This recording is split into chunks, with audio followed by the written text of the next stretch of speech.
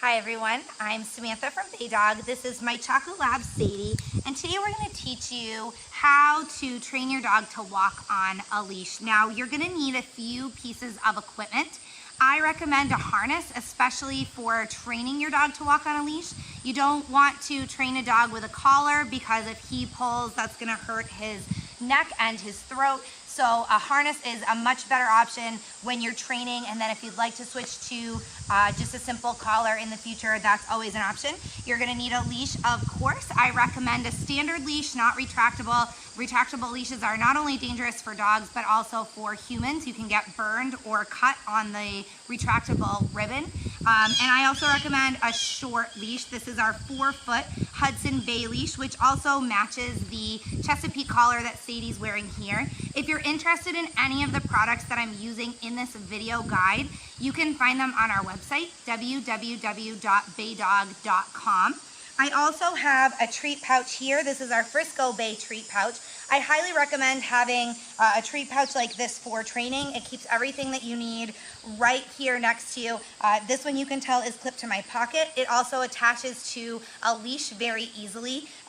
There are just 2 little clips that secure it onto the leash. I prefer it on my pocket, so that's why I have it clipped here. It's easier for me to access this way when I'm leash training. So you're going to need some kind of a pouch to hold some treats, maybe a toy. You're gonna need a harness and a leash, and that's it. Now you can get started on leash training your dog. The first thing that you wanna do, Sadie's properly leash trained already, but you wanna give your dog time to warm up to the equipment. So put the harness on him, let him walk around with it on, get the feel of it, then attach the leash to it. You can let him walk around. Come here, Sadie. Drag the leash behind him. He's gonna get the feel of having the leash attached and be more comfortable with it. While he's walking around, you can also just leave the equipment on the floor, let him sniff the harness, smell the leash, get used to those things, especially for puppies that don't have experience with these products.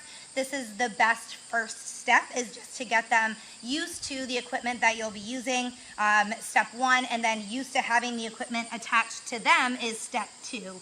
You also want to keep in mind, if you're training a puppy or a very young dog, that their attention span is very short. Yes, I have treats in there. So you want to have treats to reward your dog for doing good things that will keep their attention. You also want to keep your training sessions very short. Your dog is not going to want to be out here for 20 minutes or a half an hour. You want to start in 5-minute intervals, work your way up to 10, 15, and then by the time that you guys are going for longer walks, you'll be up to half an hour. You'll be able to walk for an hour or more if you'd like to. I also recommend, and one of the reasons that I highly recommend our Chesapeake Bay harness, you can see here that it has a front clip attachment. It also has the rear clip attachment, so if you're wondering why Sadie was clipped in the front, I recommend a front clip harness for training because the leash is in front of your dog. He knows what's happening, what's going on, and also it prevents him from being able to pull you. He may try and back out of it, but he's quickly going to realize he can't do that. If your dog is on a back clip attachment like this, you may have trouble with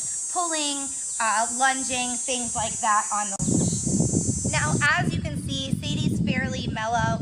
Most of her energy is already gone just because she's lazy, not for any particular reason. But if your dog happens to have a lot of energy, especially if they're younger, you want to expend that energy, let them play, maybe do some fetch, a game of tug, let them have a chew toy for a while before you do a training session. If your dog is amped up with lots of energy, the training session is not going to go very well. He's going to be too excited and he's going to want to run and burn off that energy. So again, our treat pouch has just this little mesh pocket on the side that's perfect for a tennis ball. Usually if I'm going to be doing training with a dog, I always do a little play session first. Get rid of the energy. Sadie, clearly she's lazy and she's more interested in the treats I have here, so we're not going to worry about that today. After you expend the energy, the next thing you want to do, if this is especially a dog that's new to leash training or a puppy, you want to start inside. Do very small things inside, hook the leash onto the dog, ask the dog to sit, and then reward for good behavior. He's not biting at the leash, he's not pulling, trying to get away. That's good. So you're starting with very small steps. Then you can walk just a little bit. Come on, big girl. Good girl, Sadie, good girl. Go a few steps in that direction, then come here, come back, good girl. and reward with a treat. So your dog's getting used to the fact that not chewing, not pulling on the leash, just walking, coming when you call, those things are what's expected. And that's a positive way to reinforce the behavior that you are expecting. When it comes to time that your dog is fairly comfortable, he's not chewing, not pulling, you can take things outside, go for longer walks back and forth, and just get him used to being on the leash all the time. Good girl, Sadie. Good girl. Good girl. Can you sit? Sit. Good girl. Once you've taken that step and you're outside, you may run into some behavior problems. And this is where it's really important, if your dog is pulling on the leash, you don't follow him in the direction that he's pulling. You need to stop, redirect. You can use the treats, you can use the ball that you have, you can just redirect using vocal cues. Whatever it is, you want to stop in your tracks, stop right where you are, and redirect the dog to come back to you. Once he's back, command him to sit. If he's sitting, if he's in front of you, standing, he's not moving, that's when you begin walking in the direction that you want to go. If your dog's pulling and you follow him in that direction, he's going to begin thinking that he can pull you wherever he wants, and then you're going to increase the problem. Now, if you have an older dog, if you've rescued a dog, if you just haven't done leash training with your dog and he's now an adult, and you're trying to leash train and you run into these problems, leash aggression is a common issue where a dog becomes aggressive when he's on the lead. You may find that your dog pulls excessively and he's too strong for you, or lunges when he's on the leash. These are all things that you certainly can try to redirect and work with your pet, try some rewards. If that doesn't work, you really want to seek the help of a professional trainer. These things can become major problems. And if you're bringing your dog out in public, say you're trying to, whoops, Sadie tried to chase a squirrel that just ran through our yard. Come here, big girl.